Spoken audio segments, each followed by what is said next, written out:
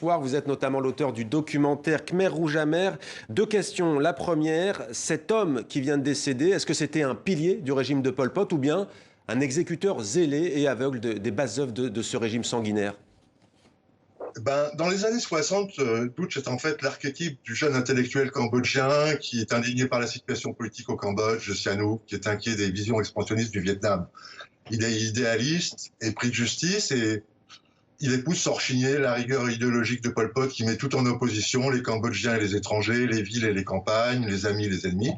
Et quand Pol Pot lui propose en 71, Pol Pot est encore dans la clandestinité de s'occuper du camp M13 qui doit éradiquer les étudiants cambodgiens qui rentrent du Vietnam où ils ont été formés par l'ennemi vietnamien. Dutch s'applique à mettre en place un système de purge irréprochable d'un point de vue technique et il veut ainsi gagner la confiance de ses supérieurs et figurer comme un instrument pur du parti, avec un label d'exemplarité pour le prototype de machine à éliminer qu'il remettra en place à S21. Et comme François Bizot, l'ethnologue qui a été prisonnier de Dutch dans ces années 70, le dit.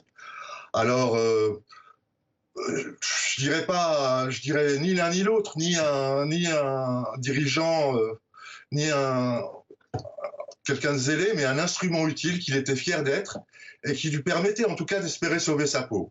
Et pour vous, c'est une page de l'histoire du Cambodge qui se tourne? Page sombre? Écoutez, ces jours-ci, les Cambodgiens fêtent Chumben, c'est la fête des morts, c'est la fête la plus importante de l'année au Cambodge avec le Nouvel An, et elle est empreinte de beaucoup de spiritualité. Donc on peut penser que ce décès peut arriver comme une forme de réconfort pour les familles, dans l'espoir que les âmes des victimes soient libérées. C'est peut-être un apaisement pour ceux qui restent, mais vous savez, dans les années 2000, les Cambodgiens, pour la plupart, en tout cas dans les campagnes, avaient tourné la page et ne voulaient même pas de ce procès.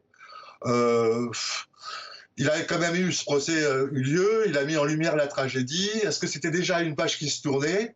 Est-ce que c'est des souffrances dont on peut refermer le livre? Je ne peux pas vous dire, c'est aux Cambodgiens qu'il faut demander. Moi, je connais les deux. Je connais ceux qui ont toujours jugé inutile de ressasser ces souffrances incommensurables et ceux qui n'ont toujours pas leur compte quand ils voient que beaucoup des dirigeants du Cambodge actuel sont d'anciens Khmer rouges qui n'ont pour préoccupation que de s'enrichir.